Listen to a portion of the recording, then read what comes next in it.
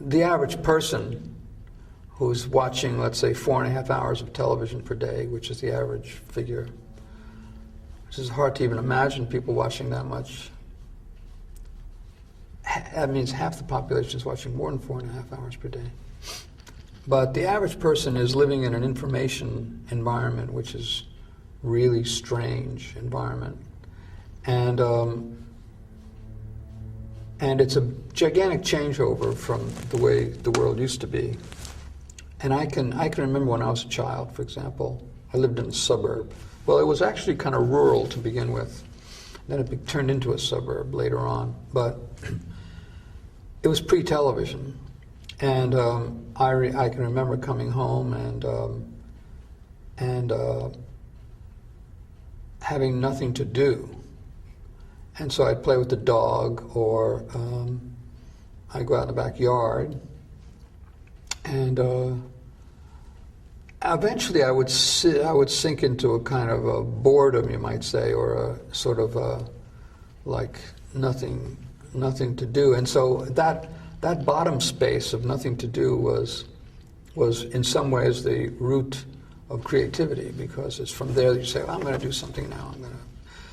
I think for the most part now, people, and children in particular, will just flip on the TV at that point, or music.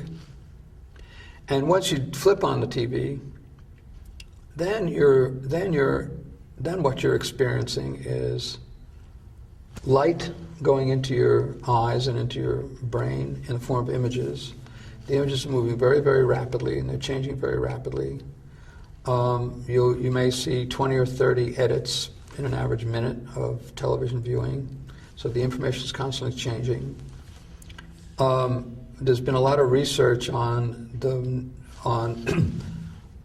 how awake you are during that experience, and mostly, for the most part, you're in a relatively unconscious mode. The measurements usually call that alpha, which is a kind of a non-participatory, accepting mode. That's the only way you can really watch television, because if you're in an active mental mode, you really can't let these you'd interfere with the process of receiving the information too much, and you wouldn't get the information. Active mental modes are more associated with reading or conversation or doing things. And it's you couldn't read and be an alpha, for example. That wouldn't work. You'd have to be in what's called delta, or is it beta? I can't remember now anymore. But anyway, so the child, let's say, sits for very long hours, receiving information that's sent from somebody else, thousands of miles away, very rapidly moving information field. And there's been a lot of research on how that causes hyperactivity among kids. People are wondering why there's so much hyperactivity now. And the researchers find that process of receiving rapidly moving information, especially when the information may be violent information or, in other ways, intended to be stimulating information, causes what's called a fight or flight reaction, where you want to react to what you're seeing, but it's television, so there's no point in reacting. So you pull back from the reaction, and then you want to react, and then you pull back, and you go back and forth on this wheel of action-reaction. And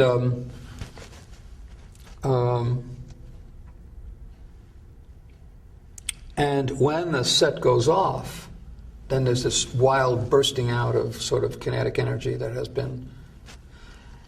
And the set goes off, and you're no longer living in an information field which is moving very rapidly, and your mind is no longer receiving these constant images. The room is just there. It's just there. It's just nothing is really happening.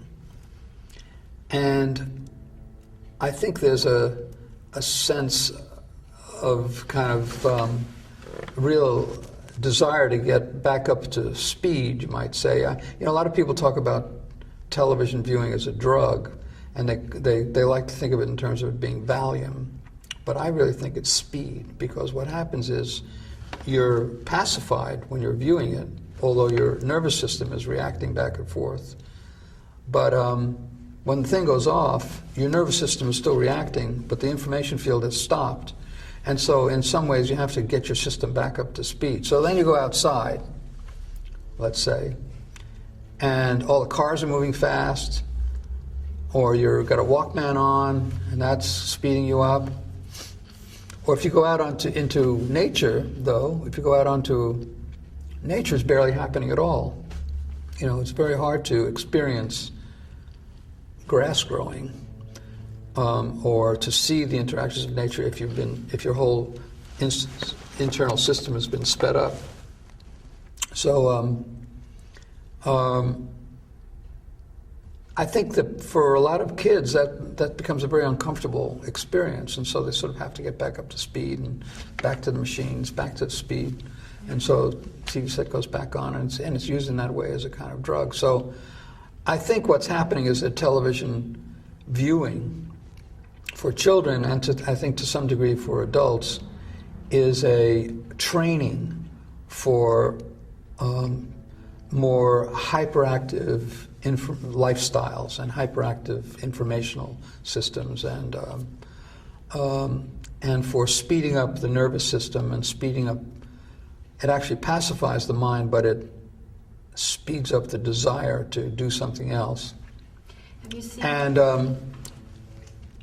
And that is putting people into a kind of emotional, psychological state which makes it impossible to relate to nature. So I mean, it's concrete alienation again.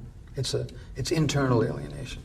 Plus, images are going in which stay in and which can't be got out either. So it's a real heavy impact. And in the modern world, another point is that 70% of this information is controlled by 7 corporations. 70% of global media, and that's not only television. That's also radio and magazines and books and movies and billboards and theaters. 70% of global media is controlled by 7 corporations. And 3 corporations control 50% of the 70%. They are AOL Time Warner, Disney, and Fox. And the other 4 among the top 7 are Sony, Viacom, General Electric, and Bertelsmann, I think now. These people are controlling 70% of all the information that's moving through the world. We have never lived in such an information field before, where we're separated from the natural world, so we don't get information that comes from nature very much. We're separated from alternative information delivered in this medium, because the ownership of the medium rarely allows that to appear. And we are sitting and receiving a form of information which is very, very powerful. It comes in the form of images, and once the images go in, they don't come out. They stay. What is that? That's extremely weird phenomenon. It's almost science fiction in its implications. It's Big Brother, and yet we think it's perfectly normal. You know, we think it's. And then we're also living in a physical universe of cities and cars and technology that we use all the time, and which accelerates the power of this, so that single voices can really have dictatorial power.